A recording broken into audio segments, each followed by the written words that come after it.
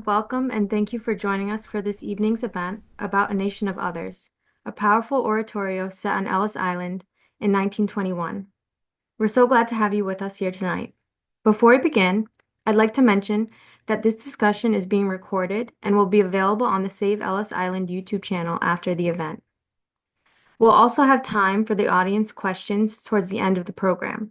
So if you have a question at any point during the discussion, please type it into the chat box and we'll do our best to include it in the Q&A session later on. My name is Irene Moan, and I'm the Education Program Manager at Save Ellis Island. Save Ellis Island is the nonprofit partner of the National Park Service dedicated to restoring and repurposing the historic hospital buildings on the island's south side. One of our most popular programs is the Hard Hat Tour, where visitors can explore the abandoned hospital complex and uncover its incredible history. If you haven't been yet, I highly encourage you to join us on one of our tours. Our guides are fantastic, and it's truly an unforgettable experience. As a nonprofit, we rely on the generosity of supporters like you to continue preserving these historic spaces and our education programs. So if you'd like to help us in our mission, please consider visiting our website to learn more about our work or to make a donation at www.saveellisisland.org. During tonight's program, you will hear musical excerpts from the premiere performance of A Nation of Others, which was presented by the Oratorio Society of New York. The Oratorio Society of New York, led by music director Kent Tritle, is one of the oldest musical organizations in the United States and has become New York City's standard for grand choral performance. Founded in 1873 by Leopold Damrosch, the society has played an integral role in the musical life of the city. In its early years, the society established a fund to finance the building of a new concert hall, a cause taken up in earnest by the society's fifth president, Andrew Carnegie. In 1891, and under the direction of Pyotr Tchaikovsky, the society helped inaugurate this new music hall, which would be renamed Carnegie Hall several years later. The society continues to perform several times each season at Carnegie Hall. In addition to its collaborations with the New York Philharmonic and Orchestra of St. Luke's, as well as other performing arts institutions, the society performs internationally every few years, including tours to Japan, Uruguay, Germany, Italy, and Brazil. This evening's discussion will be moderated by Sarah Meyers. Sarah Meyers is a stage director, author, and scholar with extensive experience in both traditional and innovative operatic performance. She is the former artistic director of On-Site Opera, the trailblazing New York-based company dedicated exclusively to immersive and site-specific opera. She directed several of On-Site Opera's most celebrated productions, including the world premiere of Laura Kaminsky and David Cody's Lucidity, as well as the immersive coffee cantata experience, The Telltale Heart, and dramatic sketches from Frankenstein. When Greg Kaler's Frankenstein was expanded into a full-length opera, she directed the world premiere at Arizona Opera to great acclaim. In addition to her site-specific work, she has been a guest director at San Francisco Opera, Washington National Opera, and New Orleans Opera, among others. She has been a regular member of the directing staff at the Metropolitan Opera for over a decade and holds a PhD in theater from Columbia University. Sarah will be joined by A Nation of Others creators Paul Moravec and Mark Campbell, along with Susanna Phillips, one of the acclaimed artists who premiered the work. The Pulitzer Prize and Grammy Award-winning operas of librettist lyricist Mark Campbell are among the most successful in the contemporary canon. Mark has written 41 opera librettos, lyrics for 7 musicals, and texts for 9 song cycles and 5 oratorios. His works include Silent Night, The Revolution of Steve Jobs, The Shining, Elizabeth Cree, Sanctuary Road, As One, The Manchurian Candidate, Stonewall, Burke and Hare, 1,000 Acres, Edward Tulane, Unruly Sun, Later the Same Evening, The Cook-Off, and Songs from an Unmade Bed. Mark mentors future generations of librettists and composers at the American Opera Project, American Lyric Theater, and the American Opera Initiative. He created and funds the Campbell Opera Librettist Prize, the first award for opera librettists in the history of the art form, and co-created the True Voice Award to help support transgender singers. You can learn more at his website, www.markcampbellwords.com. Recipient of the 2004 Pulitzer Prize in Music, Paul Moravec has composed over 200 orchestral, chamber, lyric, choral, and operatic works. Frequently commissioned by notable ensembles and music institutions, Mr. Moravec's recent works include the opera The Shining and the oratorio Sanctuary Road and All Shall Rise, all to libretti by Mark Campbell. His extensive discography spanning 3 decades includes 6 albums on Naxos American Classics and 3 albums on Boston Modern Orchestra Project Sound. A graduate of Harvard and Columbia Universities, he holds the special rank of University Professor at Adelphi University and has served as artist in residence at the Institute for Advanced Study in Princeton, as well as composer in residence at the American Academy in Rome. His complete catalog is available at subitomusic.com, and his website is paulmoravec.com. Soprano Susanna Phillips has established herself as one of today's most sought-after musicians. Career highlights include the Metropolitan Opera and over 11 leading roles over 13 seasons, premiering Rose in Awakenings at Opera Theater of St. Louis, and performing the role of Stella in A Streetcar Named Desire opposite Renee Fleming. Miss Phillips has also sung leading roles with Boston Baroque, Lyric Opera of Chicago, Cincinnati Opera, Dallas Opera, and Grand Teatro de Lisieux, among many others. Dedicated to symphonic works, she has collaborated with highly esteemed orchestras including Chicago Symphony Orchestra, Chamber Music Society of Lincoln Center, and her native Huntsville Symphony Orchestra. An avid chamber music collaborator, she has performed a tribute concert to Clara Schumann at the Library of Congress and has sung for Washington Performing Arts in a program co-curated by the late Justice Ruth Bader Ginsburg. Prestigious awards include some of the world's leading vocal competitions: the Metropolitan Opera's Beverly Sills Artists Award, the Metropolitan Opera LaFont Competition, and Operalia. She is an alumna of Lyric Opera of Chicago's the Patrick G. and Shirley W. Ryan Opera Center, and holds a Bachelor of Music and a Master of Music degree from the Juilliard School. Mrs. Phillips' 2024-25 season engagements includes engagements with Seattle Company, Musica Sacra, Oratorio Society of New York, St. Louis Symphony, San Francisco Symphony, chamber music with Genevieve Kissin, and a tour with her chamber ensemble SPA Trio. Thank you all for joining us tonight. I'm now going to turn it over to our moderator, Sarah Meyers. Welcome, Sarah. I'm going to stop my share for you first. Wonderful. Thank you, Irene and Karen, and thank you to Save Ellis Island for hosting this talk today. And thank you all for joining us for what I expect to be a fascinating conversation. To begin, I'd love to invite Paul and Mark to speak about the inspiration and motivation behind this moving oratorio. What is it that prompted you to write this work? Well, I'll speak first. This work came out of a collaboration that Mark and I did for Oratorio Society of New York, that is Sanctuary Road, that premiered in 2018. And Kent Tritle, the fantastic director of the chorus, asked us if we would do another one. And I had the idea of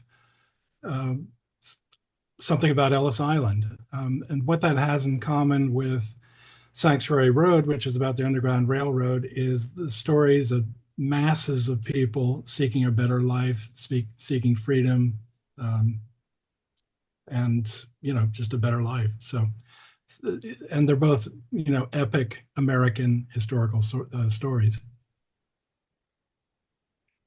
Thank you. Mark, do you want to add anything? Sure, not much, but Paul approached me and we had such a successful and really wonderful collaboration with Oratorio Society of New York, and Paul and I had been had already finished The Shining, that I was very happy to be working with him again on this. He suggested that this oratorio was going to be about immigration.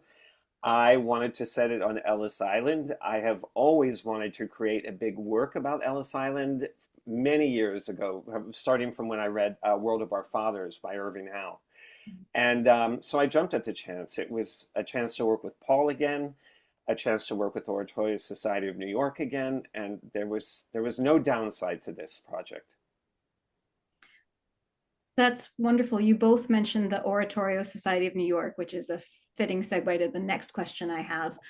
The musical excerpts we will be hearing today are from the premiere performance that the Oratorio Society did on November 15th, 2022, and it's now released digitally on Lexicon Classics.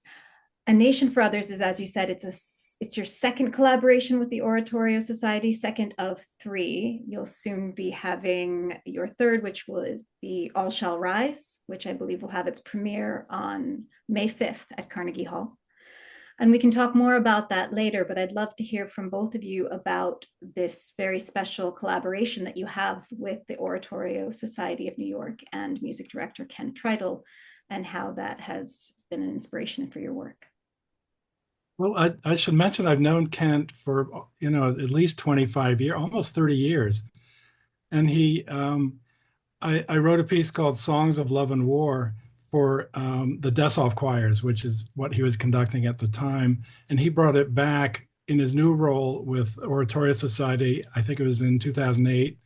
And then he did my oratorio, The Blizzard Voices, which is another American historical oratorio about the Great Blizzard of 1888. And that was in 2013. And then that led to Sanctuary Road and these 2 subsequent oratorios. So it's been a very happy collaboration. Kent is my hero. Kent is also my hero. He's a lot of people's hero. But I think one thing that is significant about our collaboration with the Oratorio Society of New York is that all of us, and I mean the singers, not just Paul and me, and I mean the conductor and the soloists, everything, I think we are creating oratorios that redefine the art form. Right. What Paul and I are doing is a little bit more story centric. We're creating characters instead of archetypes, and our stories are not just religious. Oratorio has a pretty strong tradition of being connected with religion, and our oratorios, I think the subjects, while they are historical and are often set in the past, still resonate with American audiences today. A lot of the subjects that we explore in oratorios are issues that we face as Americans every day. Right. And just echoing what Mark said about characters, and there's a word for what we're doing. It's not mine. It's operatorio. Which describes something about how dramatic these works are. Now, oratorios are by nature music theater, but our works are more specifically dramatic than most oratorios. And again, we're not dealing with art,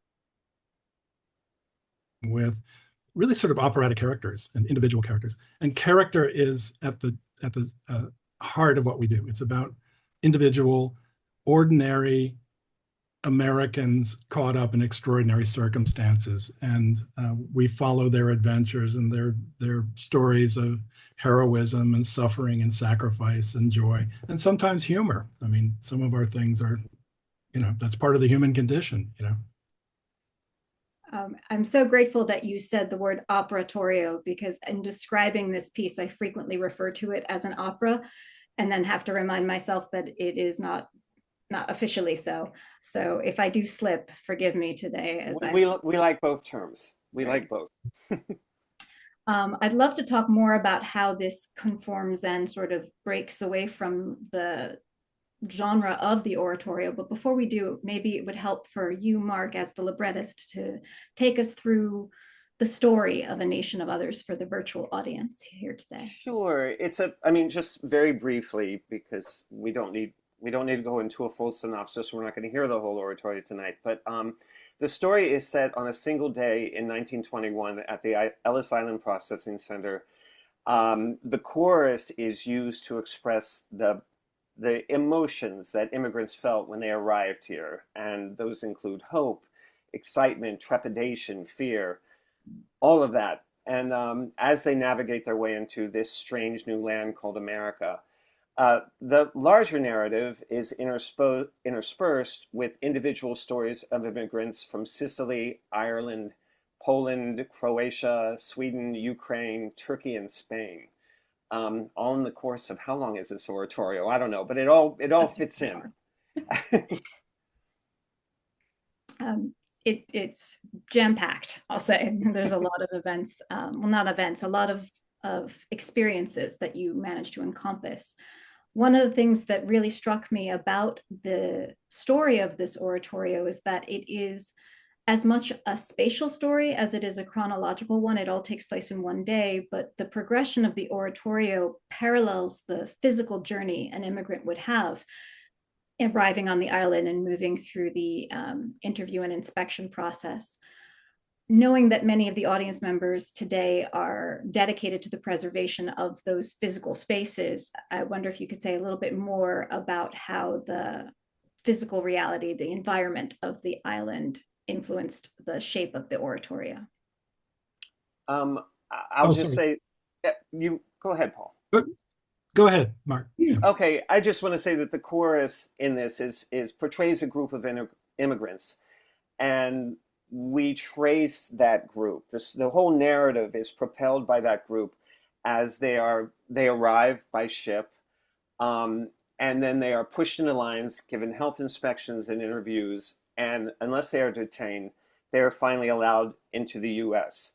So it's basically that progression that every immigrant had to go through before they were allowed in. Yeah. It helped me enormously to actually go to Ellis Island and go on a tour of this spectacularly renovated and maintained, Grand Hall, the Great Hall.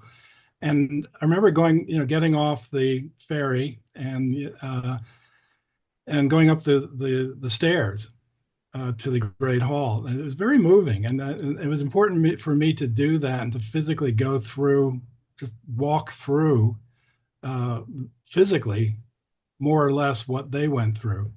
And that helped me to imagine this whole process, because that's what the whole oratorio is about. It's following their progress from landing at Ellis Island and being approved or not, or dying in the hospital or whatever, And by the way, the hospital is such an important aspect of Ellis Island that I'm very pleased that we were able to incorporate that into A Nation of Others. If you haven't taken the tour of the hospital, the hard hat tour is really incredible. And we'll talk about that more as we get to that scene in the Oratorio. I think it would be an optimal moment to hear some of this oratorio and to hear the opening scene. If we could, Irene, I'll ask you to pull up the slides. Thank you so much. This opening musical excerpt is from the beginning of the oratorio, and it is likewise the beginning of the immigrant experience. You will hear from one character. This is Tommaso from Caltagirone, as his boat is approaching the island and he's bursting with the anticipation and excitement that he's feeling. This excerpt is from that performance on November 15th, 2022, and the voice you'll hear is tenor Martin Beccari singing Tommaso.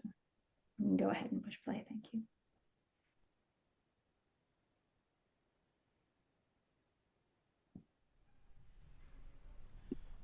In no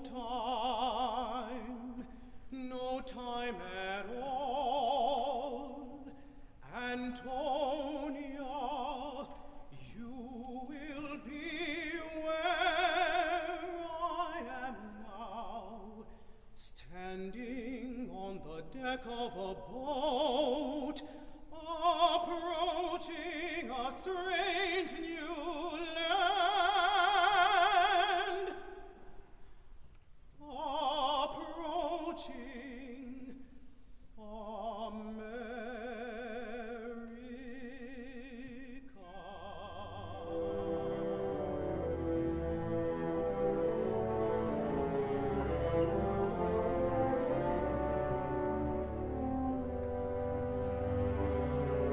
In no time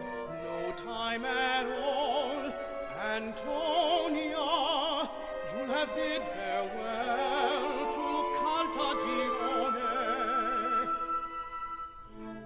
boarded a boat in Palermo, with our 4 daughters, our beautiful daughters, sail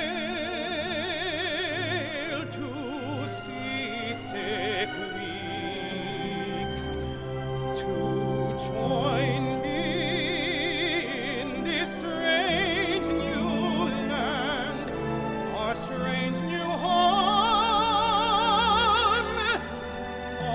America.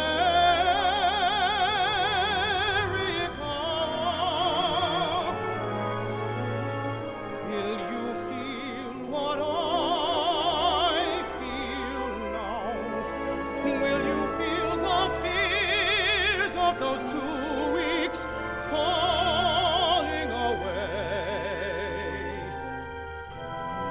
Will you feel the joy rising in your soul as the boat grows closer?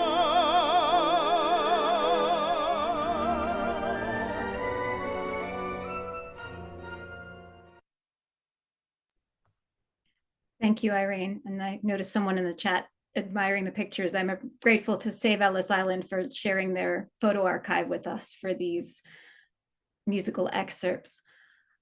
I would also like to encourage everyone to put questions in the chat because we will try to get to a Q&A section at the end. So continue, please, to put any questions you have in there and we'll try to get to them later. Having heard this music now, I'd love to ask you, Paul and Mark, to speak a little bit more about how this oratorio is maybe similar to or different from the expectations for the genre, and how writing an oratorio is a different experience from your other work, from writing songs or operas.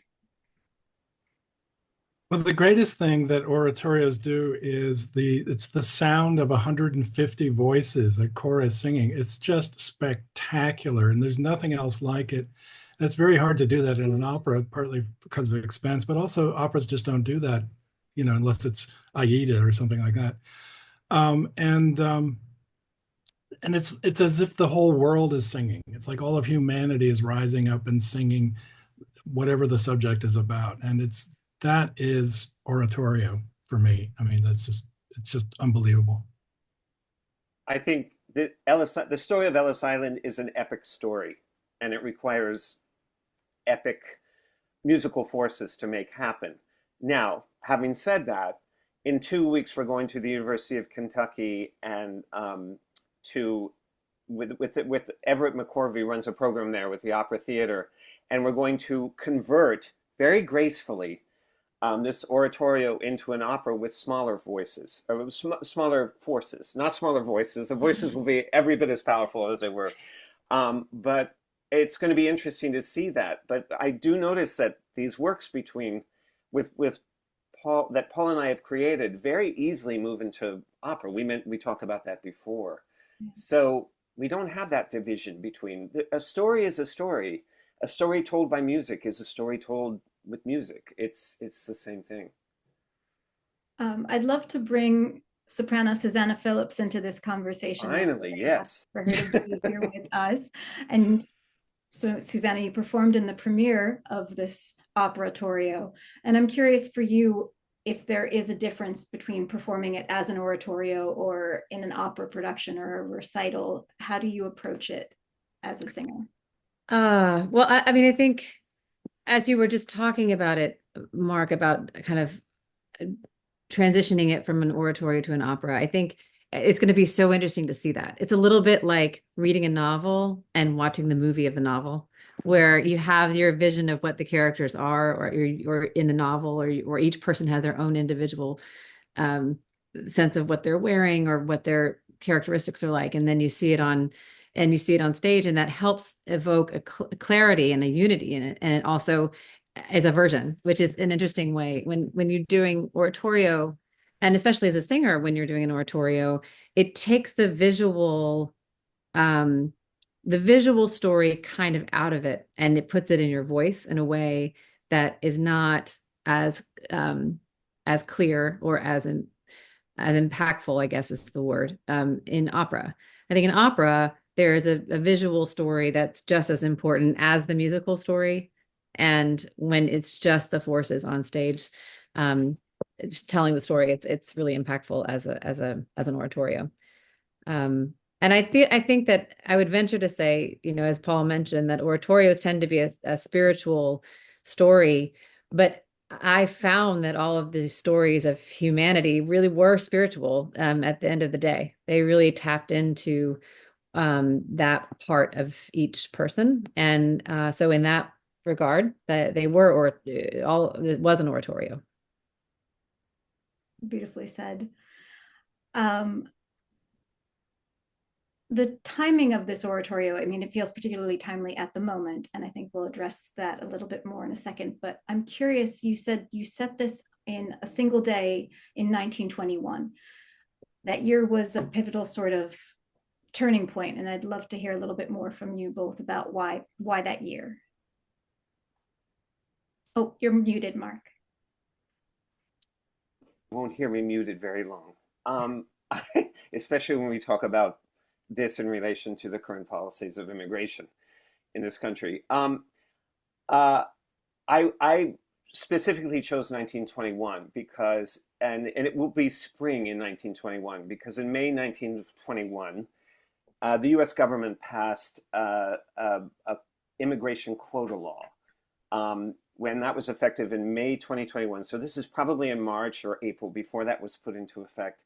But then in 1924, the Immigration Act of 1924, of course, was passed, and that was even more draconian. So I actually didn't want my story to be limited by the same racist restrictions the US government was imposing. The 1924 Act was originated in eugenics.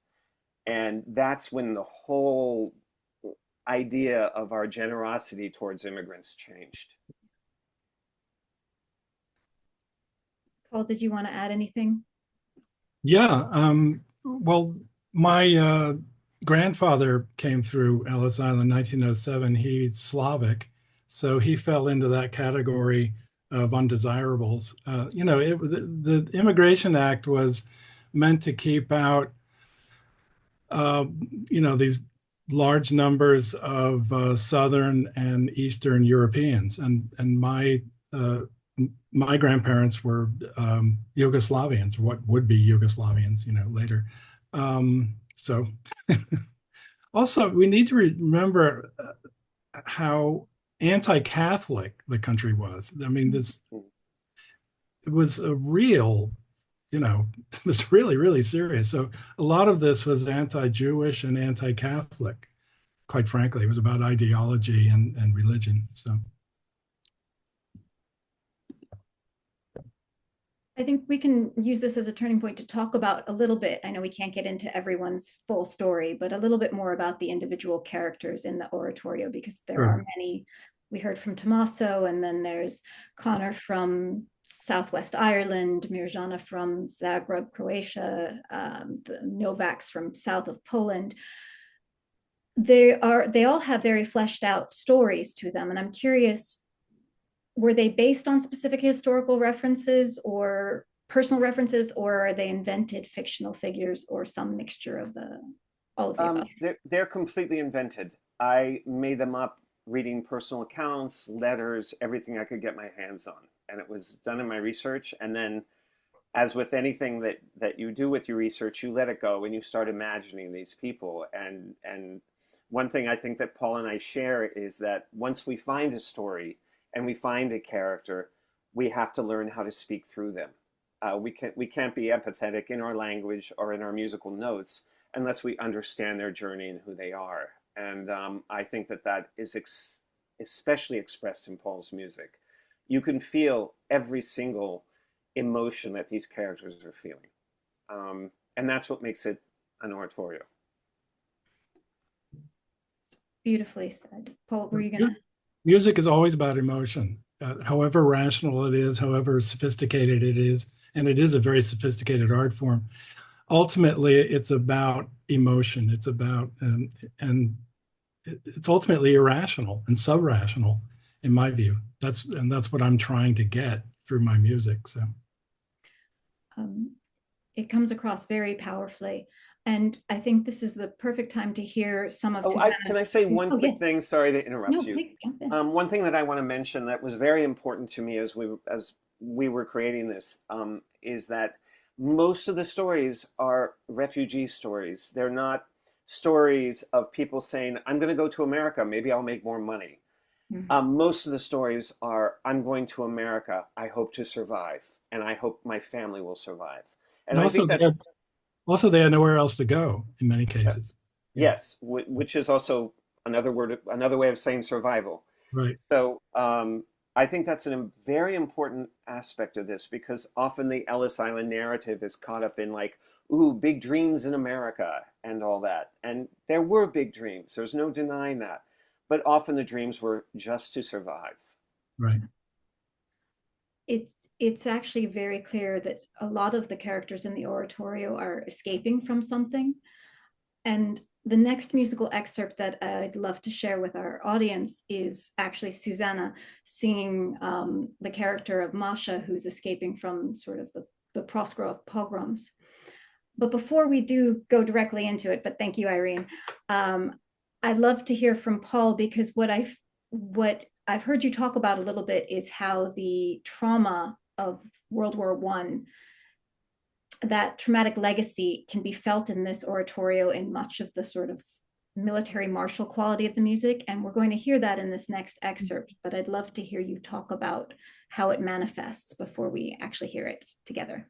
Well, there are three movements in this work that involve the repercussions of and the experiences, the horrors of World War I. And they involve, that's when I use martial music, that is military music. For example, for the Irishman, he's dealing with the Black and Tans in the Irish War of Independence. The Black and Tans were officially policemen, but they're really paramilitary. So I use a march in that to propel. By the way, marches are terrific dramatic devices. I mean, they really propel a drama along. So, you know, I'm very lucky to have three marches in this work. It's really tremendous. And then there's the Polish refugees fleeing Poland. They lost their boys, their sons in the war. And they're coming to America. So that's also a march. And then the final march is this horrifying pogrom in Proskurov, Ukraine. I believe it is in 1919. And this was during the, after the Bolshevik Revolution, there was this, as you know, this very multi-year civil war fought in the Soviet lands and so on. And Ukraine was involved in that. And so these are Ukrainian forces coming into this town of Proskurov, and then they massacre the Jews. It's this horrible pogrom. And so these two marches are leading up to this final catastrophic march. And suddenly the horror of this is so, and Susanna interprets this just amazingly well. It's just chilling. It's hair-raising what she does in this performance, because the horror is too much even for sound. So it's like it all shuts down at that point. And there are moments in art, you know the expression less is more. Well, this really is a moment where less really is more. It's just, anyways, that's the end of the marches. No more marches. So I think we'll listen to this now. This is a moment in which Masha is in line at Ellis Island, but with every step forward, she's remembering this traumatic experience in her past. She ultimately admits that those days will not leave her, that they live in her even here as she's moving forwards. So I'd love to ask Irene to go ahead and push play. The big bright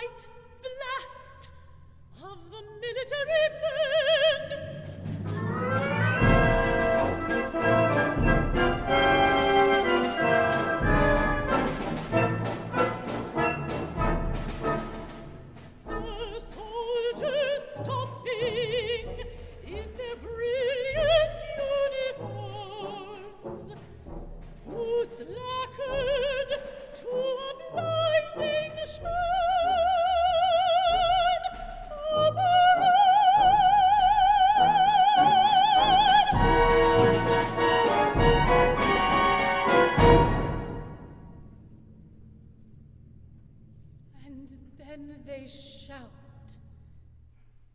"Kill the Jews. Kill all of them."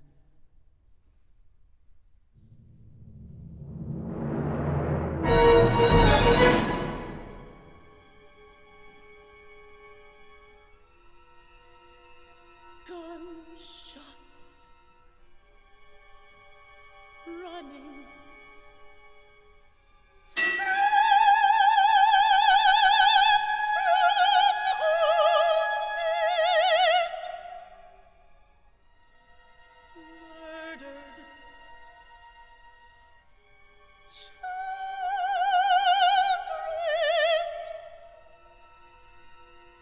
Murdered.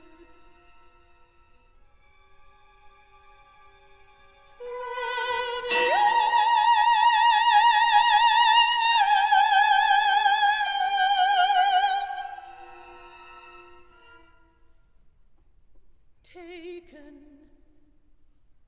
and used.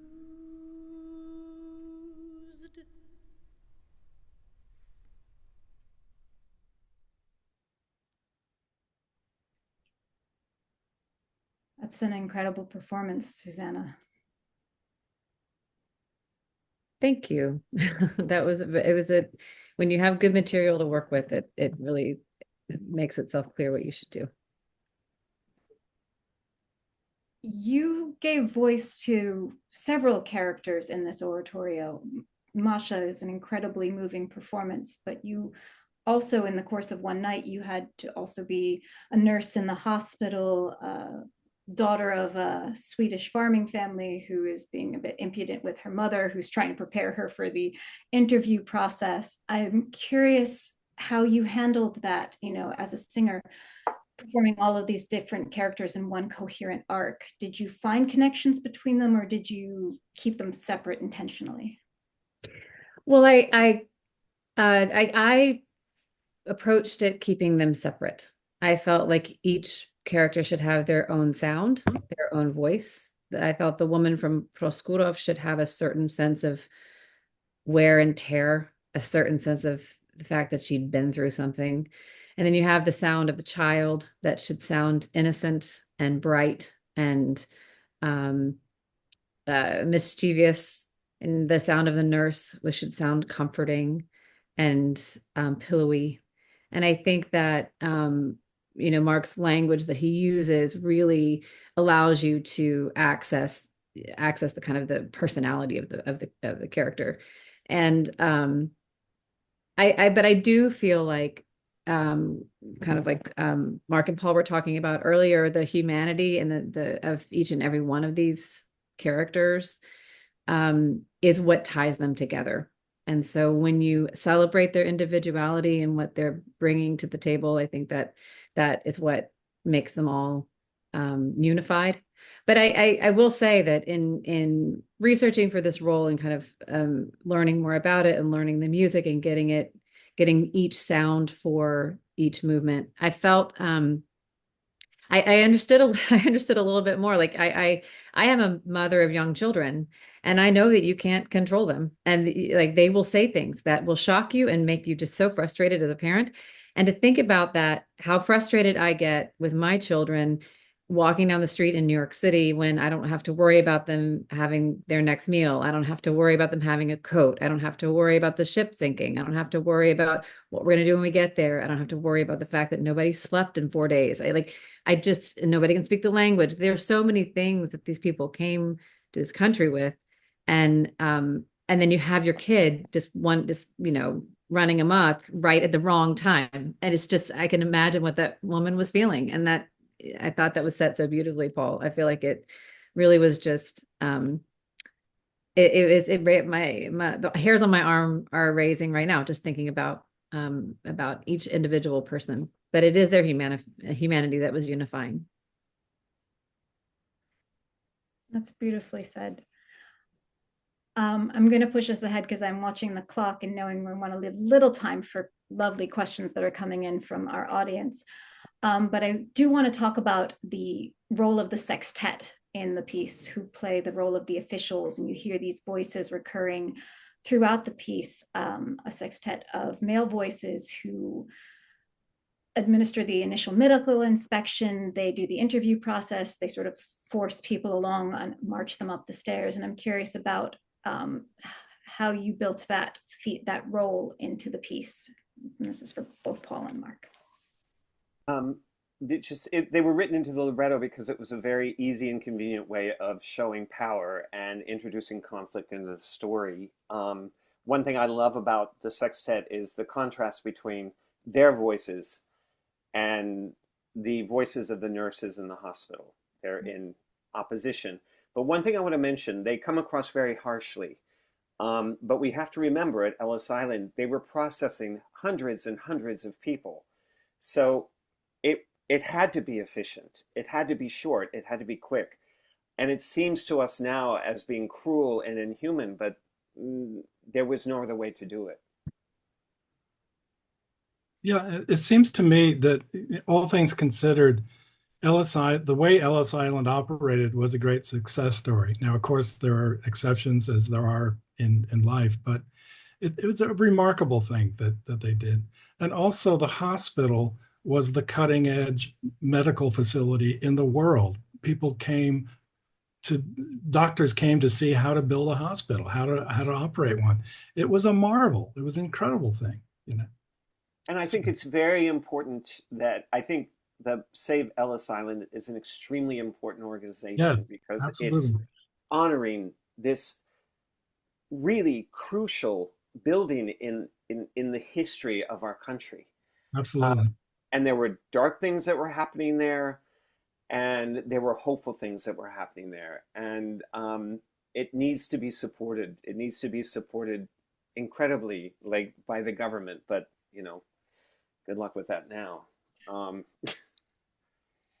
But also by everyone listening and by, you know, everyone we know, the hospital really was a remarkable institution. And the fact is, you know, the inspection would determine who went to the hospital, but many of the people who went to the hospital would then emerge healthy and go on with their immigration process.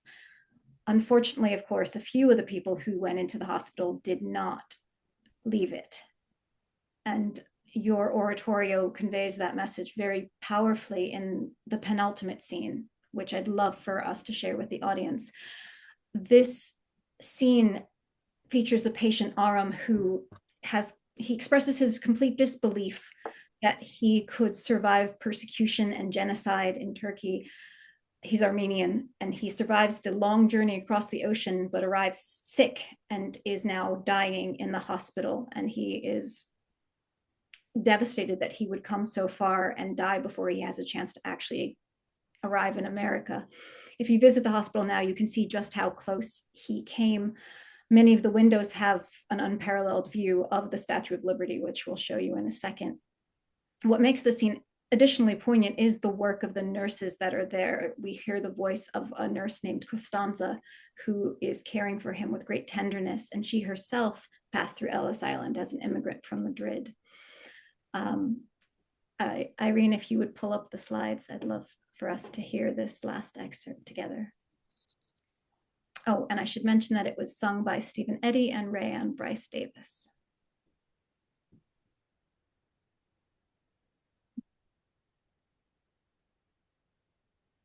Did you push play? I can't hear it. Yeah, I'm having a little issue here. I'm going to check it. Let's see. One thing I might mention is right after this duet that hopefully we're going to get to hear is a trio that is reminiscent of the Rosencavalier trio at the end of the opera, where people are just singing of humanity, and it's like coming home musically and finding your way. But I hear that the excerpt's working. I can't die here, not in this room, not in this hospital, not before I see America.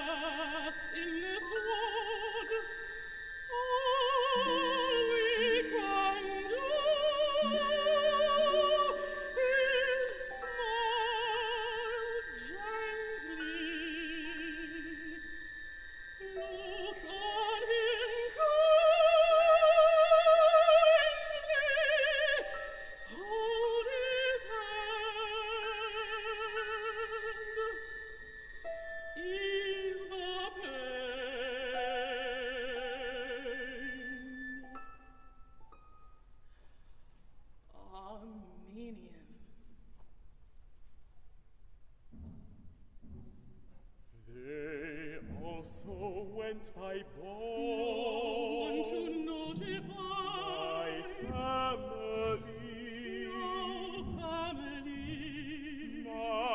family from Trabzon.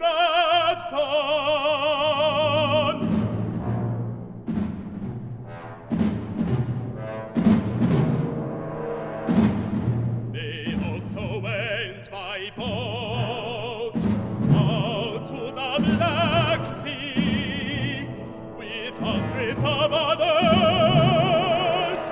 to the deepest part. The Turks set it on fire and left as it sank.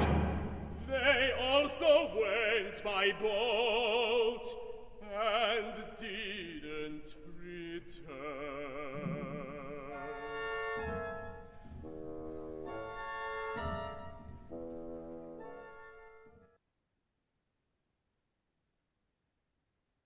It's an incredible scene. I wish we could hear it completely, but sadly, time. Susanna, you were talking about the trio at the end, and I noticed someone in the chat said they'd love to hear it. You can hear all of it. It's available digitally, so please go and listen after this talk is over. But Susanna, you were saying I'd love to hear some more about that final prayer. I think that's, oh, sorry, Paul, go ahead. You can also hear the chorus. And we'll play some of that too before this night is out, I promise. Let's not, sorry, Susanna, go ahead. No, please.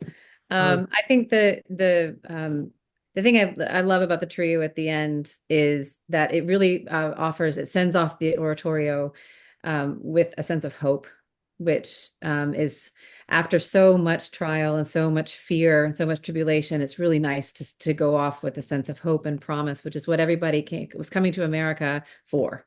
And Mark, you in the text that you said, it was saying you said when we get to the other side, may they look on you as another person.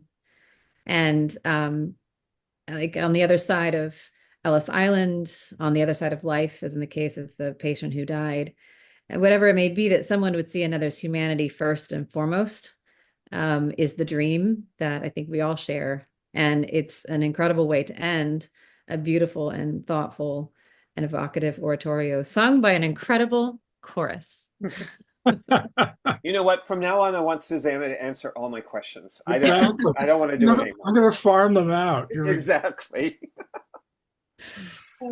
It is a beautiful closure to that scene to end with a prayer, and the main emotion that I took away from the oratorio and its complete dramatic arc is a feeling of compassion that pours through the entirety of it, this intense awakening of great compassion for every person, the chorus, even as you said, the sextet and what they have to go through. And we will hear the voices of the chorus. I encourage you all not to click off at the end of this, because we'll finish with the actual end of the oratorio, which is actually, it ends again with Tommaso's voice alone, but we'll hear the chorus at the end. I would like to take one or two questions. We don't have a ton of time, but I noticed there was one. I'll come back up to it. You touched on this a bit, both of you, but Therese writes that she'd love to hear Mark and Paul speak about the importance of this work in light of our current anti-immigration policies in this moment in the time. I'll be careful with this one and short. It's a particularly distressing time when immigrants are used as a scapegoat, and it's happened again and again in our history. It happened a lot in Nazi Germany. I like to think that this oratorio stands up to that and says, this is a nation of, we are composed of a nation of others. We are all part of this group. And so I think the ultimate message of this oratorio is a positive one. And I hope that that positive message will be used to deny the racism and the fear that is being encouraged by our current administration, to deny people their right to live in this country. That's my feeling. The title, A Nation of Others, I think is brilliant. And that's Mark's invention. We were trying to think of what we're going to call this thing, and we just couldn't come up with it. But Mark nailed it. One day he sent me an email, said it's a nation of others. And we are a nation of others in every sense of the word. And also we're a nation of other nations. And that's what this work is about. And if I could encapsulate or summarize this whole work, it is Mark's line. It's not just at the end. We hear it 2 or 3 times. Look on me as you would another person. That's it. I have nothing to add to that, Beautifully said. There was one question from someone asking whether you have any advice for the ones who are going to be doing the opera version in Kentucky. I guess that's for all 3 of you. I'm sure Mark and Paul will have brilliant things to say about this. The one thing I would say to the young singers who are approaching this piece is to really try and find an authentic character for each moment that you're singing. Because I mean, for my role in the oratorio, every moment was a different character, and to try and find an authentic voice, an authentic experience and perspective, I think is helpful. And also to not be afraid to take time where you feel like you need it, and to really infuse it with the drama of the story. I'm excited about that. I want to hear it and see it. Wow. Before we turn to the final musical excerpt, do you want to say anything more about All Shall Rise and your upcoming performance on May 5th? I have nothing. I mean, I'm just excited about it. It's going to be great. Susanna's going to be in it, so half of our work is already done. Yeah. I was practicing today. Yeah, and she has a great song about the ERA, and I don't know. It's about voters' rights, which is yet another subject that we're looking at in this country. And it was a great joy to write. I wish I could offer some sort of dirt or dish or something like that, but I can't. It's once again a beautiful and graceful collaboration between Paul and me and among Oratorio Society of New York. Exactly. If they asked us to do 5 more oratorios, I would do them, but they have to find the funding. So that's right. I'm available. I don't know. Me too. I'm always available. Money is no object. Money is an object, but not a big object.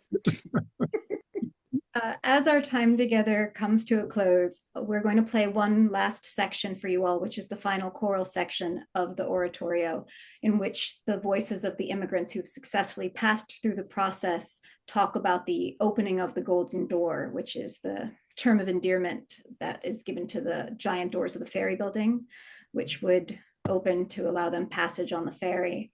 We'll play that section for you all in just a second. Before we do, I'd like to take this opportunity to thank all of the panelists for joining the discussion, and to thank Save Ellis Island and Karen and Irene and Janice and everyone there for hosting this talk. And thank you all for attending and listening. We hope this talk inspires you to support the work of Save Ellis Island and the art and the artists that you have heard here today. Thanks for being with us.